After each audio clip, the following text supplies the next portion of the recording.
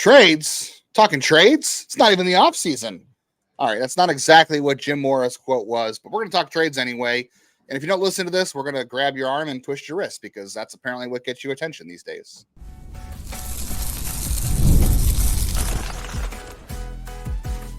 You are Locked On Guardians, your daily podcast on the Cleveland Guardians. Part of the Locked On Podcast Network, your team every day.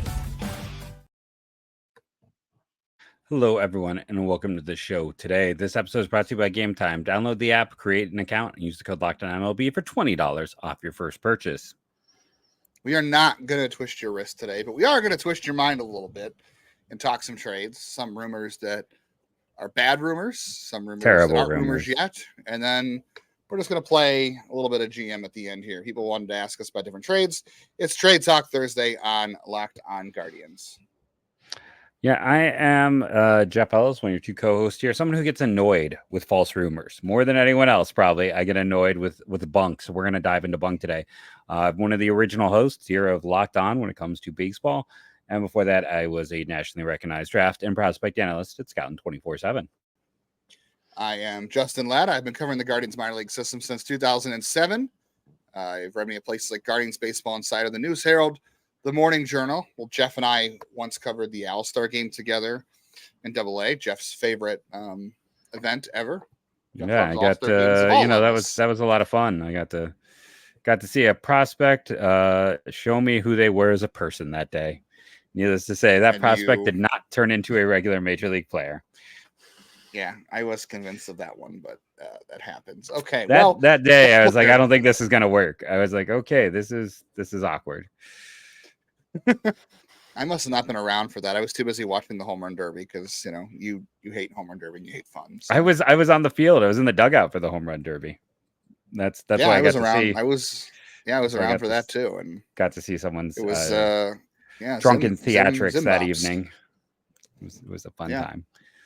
It sure was.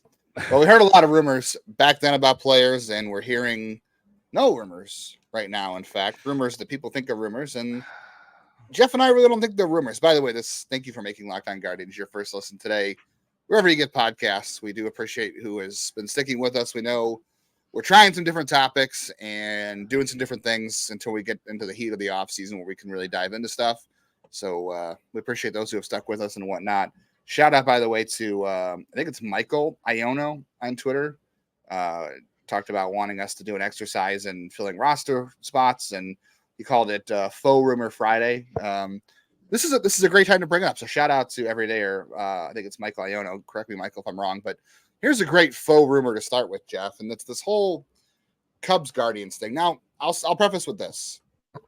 I'm sure there have been talks because you have Carter Hawkins, who's the GM for the Cubs. He's the former Guardians assistant GM. So teams are talking about players all the time. So I'm not going to sit here and say, no, there's no way they talk, because we don't know there's no way they didn't talk. And I do buy a level of communication here just because of all those factors. But this rumor that people are talking about right now that, we heard, you and I talked to two different people independently back in July when this whole thing popped up, and it 3 or 4. And everything that came back just nothing added up in these conversations. Like nothing made sense, and nothing ever felt concrete. No. So let's just get to it. All of a sudden we're seeing this Nico Horner stuff come back up, and it's getting thrown around because Cubs wrote about it. I had during the season multiple people connected, Cubs writers, not connected to the team, but just Cubs writers, be like, hey, is this a thing? Could this be a thing? We've heard about Nico Horner, and like the discussed all of it is kind of BS for a lot of reasons. The number one being, I just want to point out, like, no top 100 prospects got traded at the deadline. 0 of them. Nico Horner is not being the one guy who nets you a top 100 prospect. Like, that's silly. No, there was people trying to posture that DeLauder was involved, and maybe there was conversations that involved DeLauder, and if they did, it certainly wasn't straight up for Nico Horner in the first place. And the other thing that makes no sense about DeLauder being in this conversation to begin with, if he was, DeLauder was just coming off of his turf toe. Like, he was having another foot issue. He had just come back like 5 days before the trade deadline. So there was not even a degree of health right there. So I don't think it even made sense. And for Nico Hoerner, like, unless Cleveland was planning on moving Brian Rocchio on that deal, none of it made any sense. And he's got a contract. It's runs through 2026, so he's got one more year on it. It's not a great contract. It's not a money fit for Cleveland. No. And he doesn't give them, Hoerner doesn't add anything that they don't already have. Like, he had 7 home runs, he stole some bases, he gets on base. His Savant page, he has the worst barrel percentage in baseball. He has 7th percentile hard hit, 5th percentile average exit. He chases a lot. He doesn't whiff, he doesn't K. He's, so it's like, hey, 99th percentile for whiff and K, but chase is 27th percentile. Square up is 92nd percent, but he has no power. He doesn't walk. He is like plus Tyler Freeman. If Tyler Freeman was a potential Gold Glove second baseman, that's a problem. He's another second baseman. I was approached by this rumor, and I call it a rumor because I don't think there was a lot of legs to it. Like, when you do the deep diving, it's a lot of people reporting a report of a report. Aggregation. It's a tertiary. I heard. Now, at some point, did they maybe discuss him? Yeah, I mean, it is a guy who fit their profile in the past. But here's the thing. My favorite line: he makes $12 million. That's as much as Josh Naylor is going to make. Think about the payroll on this team: 2 years guaranteed. Essentially, like, 1 year is like 11.5, the other year is like 12.5 or whatever. But it's basically $12 million a year at a position. He's not a shortstop. His arm is not good, so you don't want to. He's got to be a second baseman because of his arm. Yes, you could move Jimenez, but this team has really seemed like they don't want to move Jimenez. So that doesn't make a lot of logical sense. So he's a second baseman only with contact, and I get he's close to a 4-win player because of his defense. But we talked about how bad Jimenez is. Jimenez is close to a 3-win player because of defense. That's kind of the problem sometimes with WAR, is it does give a lot of value to defense, maybe too much. And I don't know. This felt like a trade that started with like Cubs rumors, and then the sounding chamber of bouncing back and forth.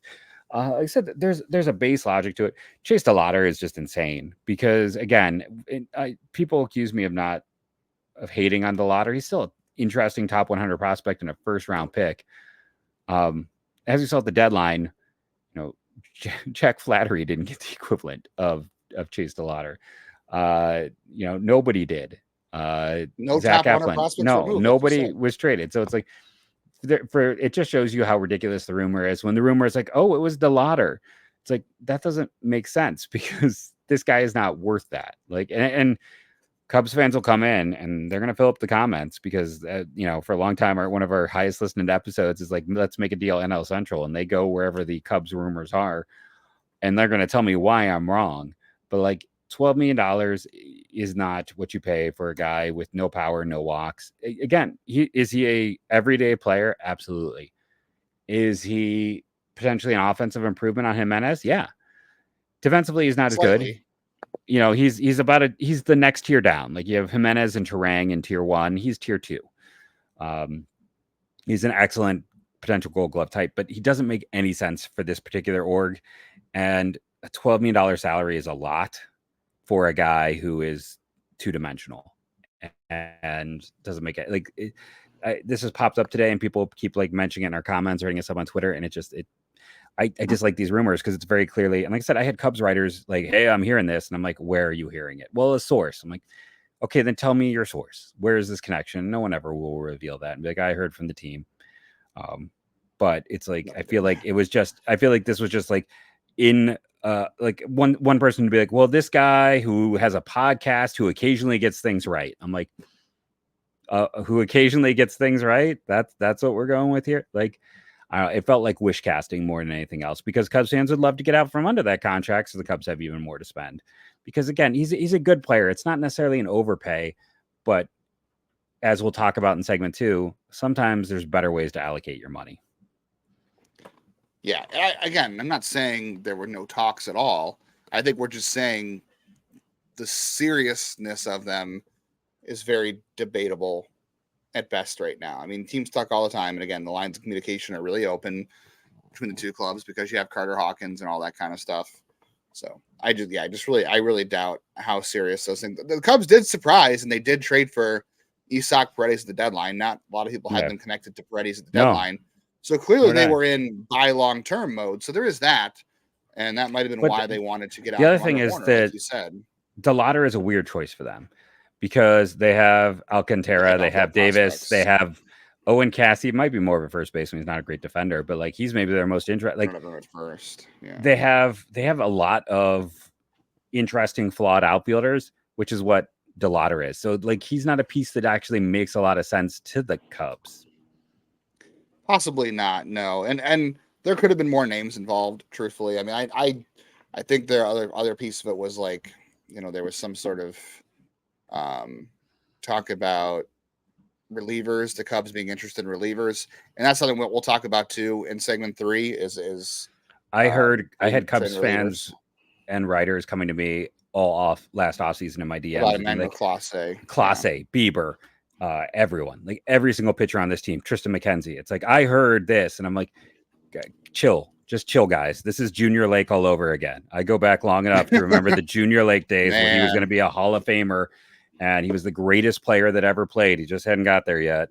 I love it. They're a passionate group. They love their team. I have friends who are Cubs fans, but there is a degree of no chill with the fan base. Which is why that episode was so good. So good. I mean, we benefited hugely. We love you guys. Thank you. You came to the show, and like I grew up being able to watch the Braves and the Cubs every day, so I have a degree of love for those orgs just because they were on TV. But yeah, I think in this case, this is more manufactured than anything legitimate. Yeah, and we haven't even started the offseason yet, and you see this aggregation running around, and it's just a good reminder, like, there's nothing wrong with having fun and discussing scenarios, because we're going to do that in segment 3 too. We're going to discuss some trades and scenarios, and we're going to do that all offseason because that's what keeps us going. We're not saying it during hot as. I mean, I got another example. Right. No, I got picked up in a Cubs blog and got like my Google alerts went off because I sent out a tweet saying that I think that, Cleveland's not going to get high value for Bieber.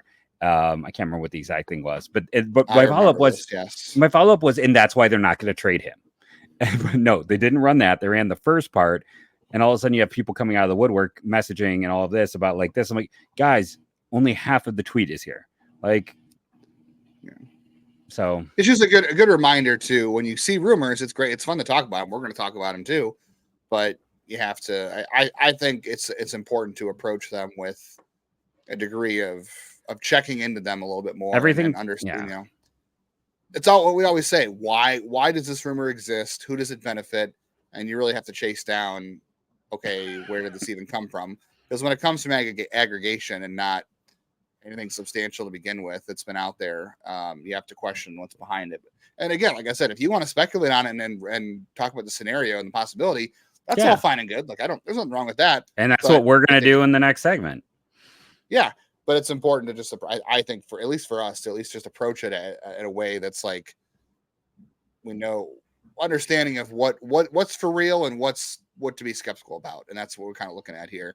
All right. So we are going to talk about a trade scenario and when it does make sense to trade certain players and what value it makes sense to bring back in the scenario. So stick around for more trade talk fun on this Trade Talk Thursday edition of Locked On Guardians. Can tell you guys there is one place you do not have to speculate on, and that is our good friends over at Game Time. I use them all the time. I talk about it. MLB playoffs are almost over, but all the other sports are heating up right now. Great basketball game in Cleveland on Wednesday evening. Hockey's coming up. I said my wife's going to be using Game Time to buy her tickets to see the Blue Jackets when she goes to a conference in November because she's got friends who haven't used our code yet to get their percentage off on their first buy when they go to the Blue Jackets games. They're going to get you great prices at the last minute. You don't have to buy ahead. You can plan by the seat of your pants if you're one of those people. But also, if you want to plan ahead too, you have a chance to look on here and see where you're going to sit at the game. You have a chance to get game time picks where it's going to tell you if you're getting the best deal on that seat versus what other deals you could be getting. And I know I love the all-in pricing too because they tell you exactly what you're going to pay at checkout with no surprise fees when you turn the all-in pricing option on. So take your guesswork out of buying MLB tickets and more with Game Time Picks. Download the Game Time app, create an account, and use code LOCKEDONMLB for $20 off your first purchase. Terms apply, but create an account, redeem our code LOCKEDONMLB for $20 off that first purchase. Download Game Time today. Last minute tickets, lowest prices guaranteed.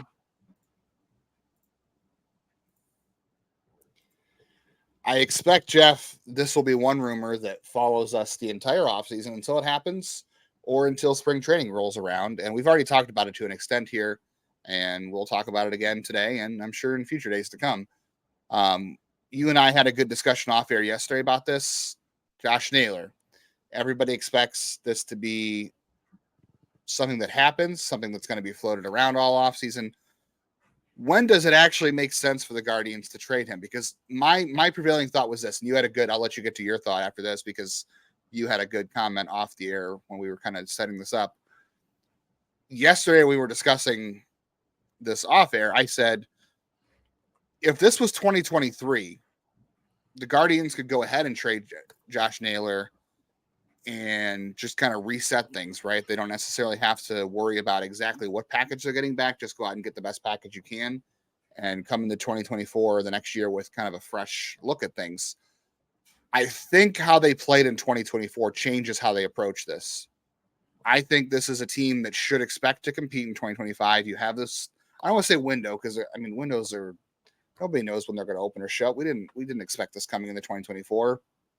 We expected it coming in 2023, and it didn't happen. But I think the Guardians, since they expected to win this year, and they did, they should expect to win in 2025.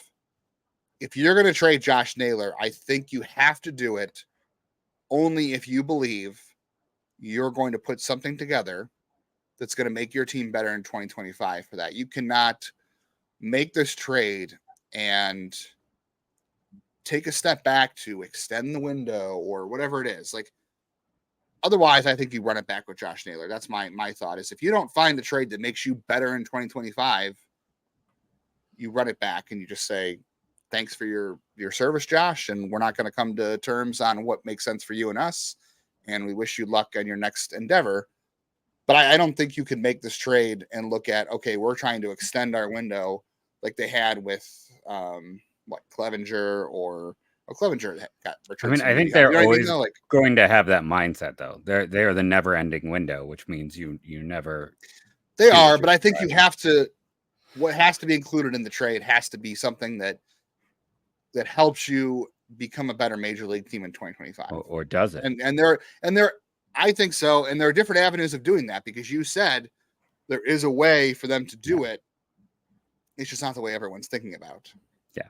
So the other way to do it, honestly, and what I was bringing up off air is this idea that, you have to look and see what's there. And a lot of people are proposing, I got to be honest, ridiculous deals. Like, why would Oakland ever do, not to call out anyone, I love all of our listeners, but like someone's like, hey, Josh Naylor and pieces for Brent Rooker. It's like, why would Oakland doesn't want an expiring deal. Josh Naylor is not super valuable. He plays a low value position. All of his metrics were in decline this year. And, the elephant in the room is he's out his shape, right? Like everyone knows, that and guys who are swing happy, chase happy don't tend to age well.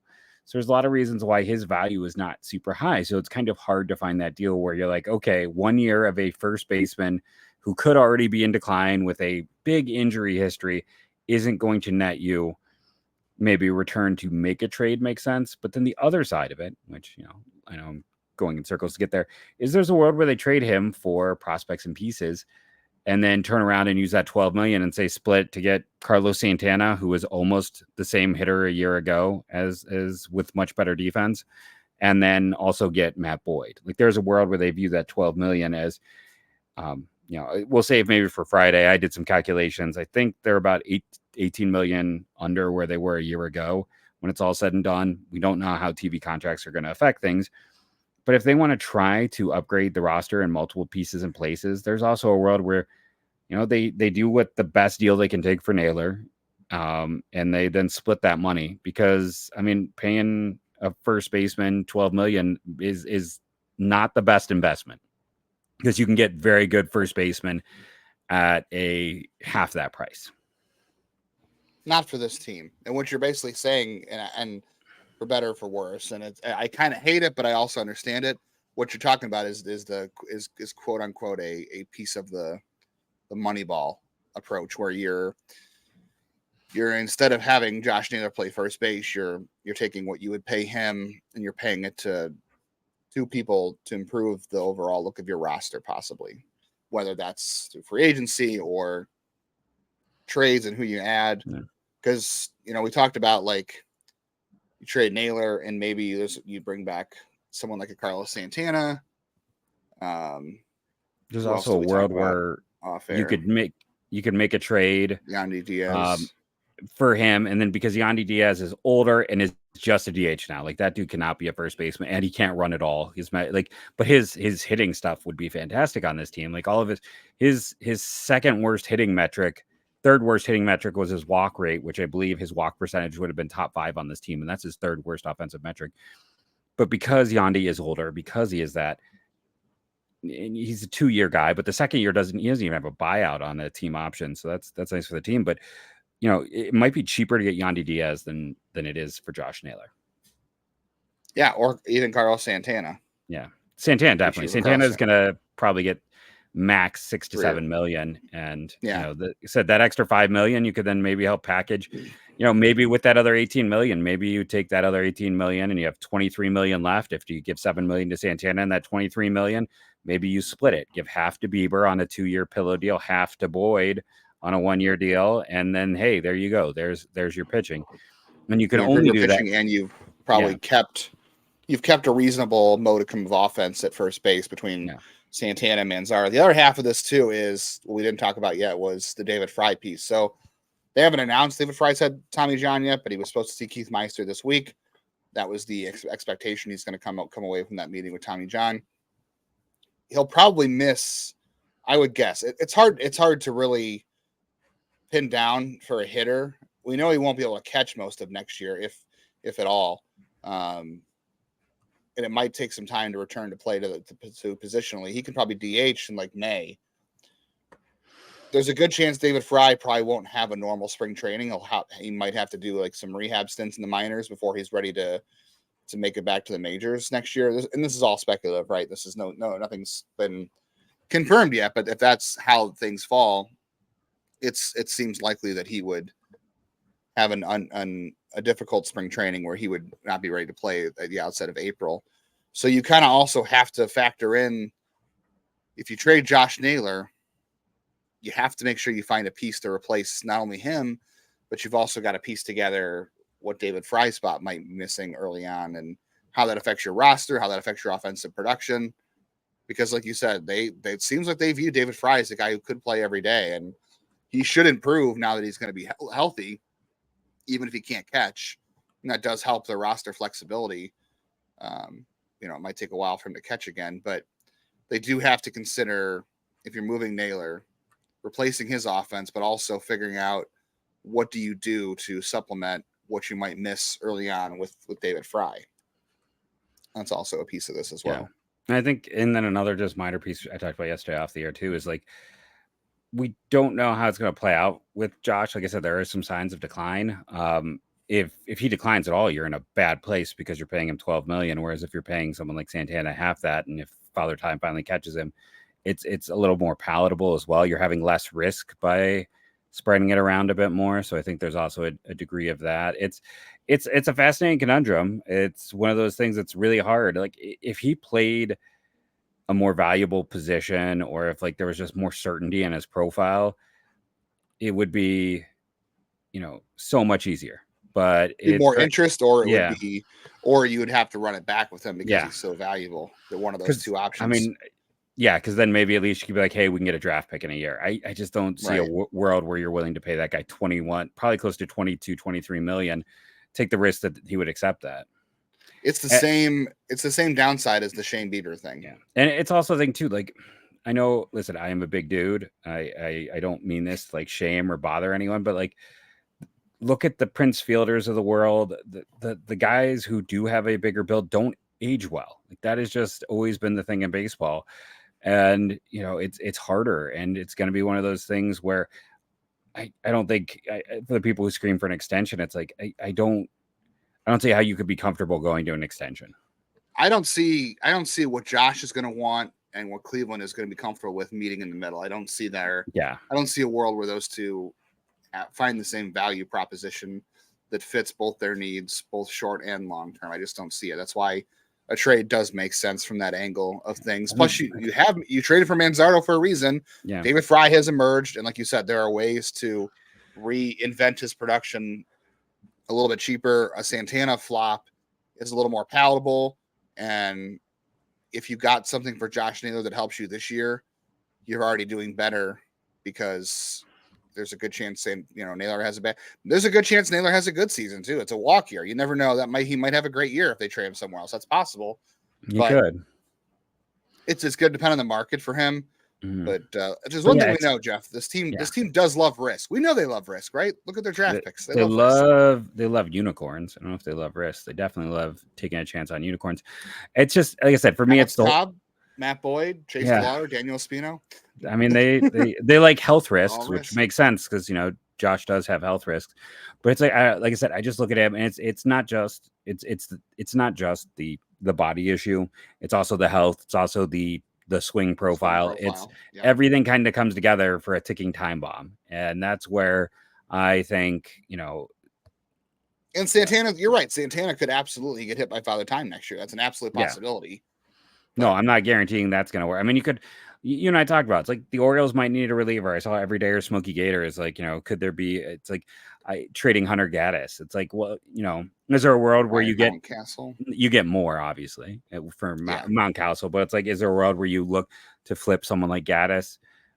Maybe sell at peak and get like 2 bats. Like, is there a world? I'd have to really look and see. I mean, Baltimore's losing Santander, so they're already in kind of a situation. But like, it's there's a lot of avenues for all of this, and that's what makes it fun. Like last year we went through all 30 teams trying to make deals, and I don't know if we were successful or not, but we had fun with it. It's always fun to dive in deep.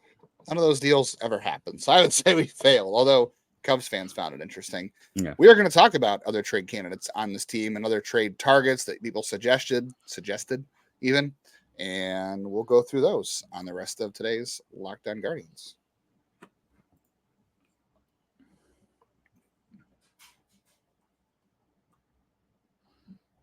Well, if the World Series is over, you can still listen to any MLB action in terms of Hot Stove or whatever else on your Sirius XM, searching Dodgers Yankees World Series, and then MLB. And you can also check out all of the offseason storylines over at Locked On MLB with our pal Sully. Always does it with interesting trivia, funny tidbits, and a lot of humor. Always fun. All right, so do the Guardians have other trade candidates besides Josh Naylor? I think I pitched, what was it, the one we did last week where I said Class A to the Cubs, bring the Cubs back up. That was the Seiya Suzuki and Justin Steele thing. That was one of our everydayers said make a blockbuster without trading prospects. Yeah, I think his value is probably a little bit dinged after the postseason, and we know this team hates to do that. So I don't know. Maybe I don't think it's dinged at all. I don't think a lot of teams are going to read into what he did in the postseason because it's such a different animal. You're asking him to do something different. They're going to use it in negotiations. They're going to be like, well, the last thing we saw him was him not looking sharp. I don't know if I can do it. Like it's all posturing, and it does give someone more room to posture. It's posturing, but at the end of the day, we know a lot of teams are not going off of small samples in the postseason. No, they're not. I think all 29 teams want Emmanuel Clase on their roster. Not to mention his contract is incredibly team friendly. He's only 26, 27 next year. I think the question really though is, do the Guardians look to trade from this bullpen and try to improve other areas? And I'm a little bit skeptical. I was not for that during the season because the bullpen during the season was what was holding this team together for the most part.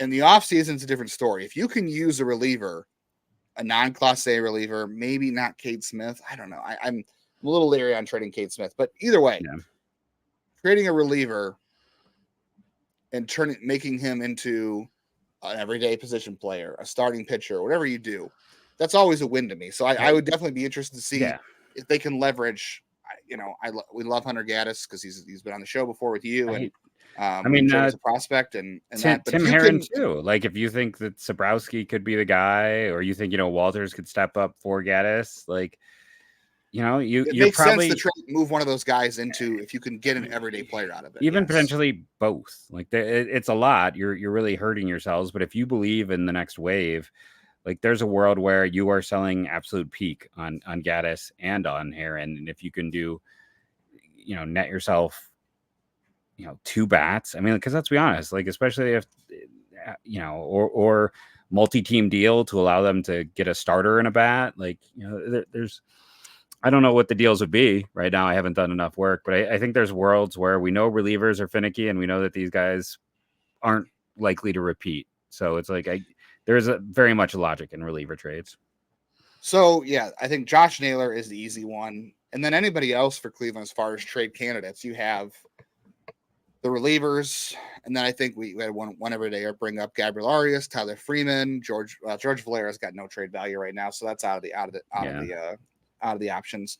Anybody, maybe even McKenzie. Anybody who doesn't have an option next year, and Freeman does have an option because of when they sent him down, but he's kind of blocked at this point, and I don't really know what the point of doing that is. But any of these guys, McKenzie, I don't know. Like I feel like they're going to need to rely on him next year and give him one more shot. But all these guys could be trade candidates in the offseason. Just these are all guys that don't have a whole lot of value. Like out of all these guys, oddly enough, Gabriel Arias probably has the most value. Maybe McKenzie, but it's going to be so low on him. Like those are the only 2 on this list that give you any real trade value. Gabby's got the big tools, and that always has value. I mean, you can go back to Tampa. We talked off air and talked a little on air with this. It's like they went out and tried for Jose Caballero because of the Wander Franco situation, and he stole a lot of bases, but they lost that deal. Luke Raley was definitely the better player. They have, they went for Isaac Paredes for Austin Meadows. They like those gambles on tools, and sometimes it works out like it did with Paredes, and sometimes it doesn't. You get the Caballeros, you get the others. There's a world where, Gabby Arias, and I don't know what the secondary piece is, but Gabby Arias and maybe an interesting reliever, maybe Arias and Alamon gets you Diaz. Yeah, it gets you close enough to start having the conversation of what it's going to take to close that deal. Absolutely. And this person also mentioned a change of scenery candidate from another team. I don't think that. I don't know what the Angels will do. There was all these weird rumors over July. I know you know what I'm going to say. Yeah, the rumors about Reed Detmers. I don't know if the Angels are going to do it, but I mean, if they're talking about a change of scenery for him, 100%, I'm jumping all over that. I think a change of scenery candidate does make sense from somebody else. Yeah, and they've had some success with that in the past. That's the thing. I haven't sat down and done the research, so I saw that. I'm like, that's a great question. I don't know who to go look at right now. Who needs a change of scenery based on their debut is Charlie Condon. Worst debut I've ever seen for a top 10 pick. Yeah, but really missed the boat on that one. But at the same time, it's like maybe I gotta go look at who's maybe struggling from some of the recent draft classes who move quickly, who maybe bad. Again, you want to look for the bad developmental teams, which we know the Angels are, and you want to go look at Colorado and things like that. I mean, maybe maybe you call Colorado about Nolan Jones, who after last year might be up for that. A change of scenery type. Yeah, very possible there. And then I don't know, Josh Smith from the Rangers doesn't really count as change of scenery, but no, he was really good there. Yeah. So the other one we had brought up, these are some other ideas some listeners had, and I want to talk about starting pitching that might be available. You've mentioned Mitch Keller, and I think that's a doable one if you don't move Josh Naylor elsewhere. I think that makes a ton of sense. I just said Reed Detmers. You had the Sandy Alcantara one, which I think is a little. Yeah, it's a little bit happening. It's not happening. I love the idea. I think it's too much. It's a pipe dream. Yeah. I think the hard part is like a lot of teams just aren't looking to trade pitching because you look at all these teams. Like again, we've said this before, and this doesn't mean trades won't happen, but when you're looking at it logically, you're looking at teams. Okay, everybody wants pitching. Everybody needs pitching. A lot of teams aren't looking to deal it away, and unless you're a rebuilding team. Who's rebuilding? The White Sox. So there's Crochet, but in division trade, very difficult. I mean, people say Seattle. The Rockies have your guy. Yeah. Oh, the change of scenery guy. We didn't even mention that you should have mentioned already is Ryan Feltner. Yeah, that's 100% the guy we should have brought up. Yeah, I mean, I've liked him for a while. I feel like I just keep bringing him up. I don't know if they're willing to trade him. It always feels like they're not willing to talk on him. But I'll just say Brother that works for the I Rockies know. now. For the Guardians. His brother works for the Guardians now. That's right. His brother works for the Guardians. Yeah. They're But from Ohio. yeah, he's a Walsh kid who went to he went to Walsh High School and then Ohio State. But I'll just say, like, I know everyone's like, Seattle. Why didn't you talk about Seattle for Josh Naylor? And Seattle doesn't have great depth. Like, they have some fantastic arms, but they've had some injury issues. It's like the guy they're probably going to look to move is Emerson Hancock, and another Georgia high pick who has been unsuccessful outside of college. Like, they don't have the depth. Like, unless you're gonna, because they're probably not trading any of their big five. So it's that's the other thing too. It's like teams are looking to trade from depth. Like we talk about Cleveland relievers or Josh Naylor because he's expiring, but like there aren't. Yeah, the Mariners don't have expiring deals. They have a locked up young rotation fronted by Luis Castillo, who's not going anywhere. Yeah. And if you're doing Naylor to the Mariners, you have to probably include some serious prospect. Like, you're not, everyone says pieces don't get it done. Like, I don't even know who that prospect really is. Like I said, I think it would be, maybe that's where you're like Naylor and DeLauder for. It would. You'd have to almost do that. So I don't think the Mariners make sense. The one we were talking about off air, we had real discussion about, was the Mets. The Mets actually do have some young pitching. And if they lose out on, for the Mets, it's going to really depend on how their offseason goes. Like, if they're going to let Pete Alonso walk if they can sign Juan Soto, and it'd be a lot cheaper for them to sign Soto and trade for Josh Naylor than it would be to re-sign Alonso and trade or sign Juan Soto. So there's a world where the Mets make sense, and they actually do have some pitching they could trade. They've got some prospects coming up that could fill the rotation, and they could easily re-sign Sean Manaea, who had a great year for them. Or maybe Cleveland should be interested in him. I don't know. I've liked him a while now, but the Mets could make some sense for Josh Naylor. I think we had some questions about Brent Rooker. I think Cleveland's probably out on Brent Rooker, and I don't even know if Oakland would trade him. I don't think. Why would Oakland trade him? They have control, and they want to eventually have some names to move into their new location. He's also a 30-year-old DH. Yeah, and as great a year he had, he is a DH, and he's 30, and he's not getting better, guys. Like, he's probably not going to outperform what he did last year. So it makes sense for Oakland to trade him right now because he's probably at peak value at this point, but you also got to be careful. He's a 30-year-old DH. Yeah, no, I know. And I saw people talk about Lawrence Butler. They're not moving. Lawrence Butler was you and I were on that. I mean, I talked about the deadline, and it's like, he is really good and he's really young, and that ship is set. Like, yeah, Lawrence Butler's value is astronomical right now. Yeah, we had people bring up Lars Nootbaar and Adolis Garcia. I think the ship has sailed on Adolis Garcia. I don't think the Rangers are moving him. No. He is going to be with the Rangers until I like Nootbaar. I know you are not as much of a fan as I am in that specific situation. He's fine, but I think Cleveland needs to find a better option if they're making that. I think they just need decent. Like, this is where you and I disagree. It's like, I just think they need to, when it comes to the outfield, just approach average. Like, we have seen so much below. That's why I was like all mediocre. We're mediocre. I mean, that's why I was all in on Lane Thomas. I was like, he's probably just mediocre, but this team has been striving for mediocrity in the outfield for. I mean, fair. Years. If your outfield was Stephen Kwan, Lars Nootbaar, Lane Thomas, that is probably the best outfield they've had since Grady Sizemore, Michael Brantley. Yeah. Like, that's probably, and then I don't think those two were ever even healthy at the same time. I think Sizemore was banged up by the time Michael Brantley got healthy. So this is the best outfield they've had since Grady and Kenny Lofton. Because back then it was Grady, it was Lofton, it was Jason Michaels and David DeLucia. Well, didn't Chu have a little bit of time in there with Grady and Lofton? Wasn't he because we had Franklin Gutierrez, and that was post. Okay, so it's their best outfield since like the early 2000s when they were terrible. Quite frankly, they were a terrible team. So you're right. Nootbaar and Kwan and Lane Thomas for this year would be their best outfield in probably 15, 17 years. So you're not wrong. You're not wrong. All right, well. Lots of more offseason trade talks to talk about. We are waiting for the World Series to end, and we're kind of going to do a show where we talk about the offseason calendar and how things are going to proceed and just kind of we'll do our offseason blueprint show. Very quickly, we should at least mention that Will Venable, who many people thought would get the job in Cleveland a year ago, went to Chicago. I guess after, last year was easy to keep the team together after winning a World Series. According to Craig Mish, great reporter covers the Marlins, the two guys were Albarnez and Venable. So that does look like Craig Albarnez is going to be headed to Miami. We'll see. But I do want to say it does look very much so that Albarnez is on his way out.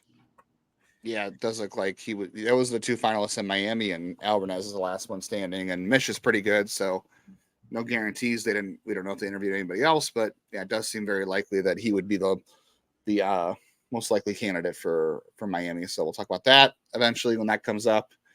And then we'll talk in the offseason about, our offseason wish list, blueprint, and plan for the offseason.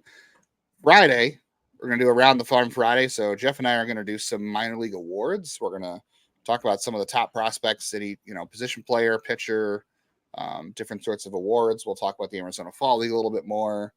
And if you guys have any prospect questions or anything you want to bring up, send them our way. It'll be mostly a prospect show on Friday, unless there's any big news to go over. And right now we're watching the Yankees slowly blow this series. Couldn't happen to a nicer group. You're gonna twist their arms, Jeff. I am. I mean, more the wrist. Just gonna take a twist that. But either way, we want to thank everyone who joined us. I hope you enjoyed the show. I hope no one got mad at us being extra critical today. I don't know. Fake rumors just get me hot under the collar. Not fake, but ones that seem a little manufactured, and that's not even fair either. But I just think the echo chambers lead to things. But we want to thank everyone out there who contributed all of your comments. It's been really fun. Make sure you are checking us out daily. If you're not, go back and catch those old episodes. We could really use it. Thank you to everyone, and go Guardians, go.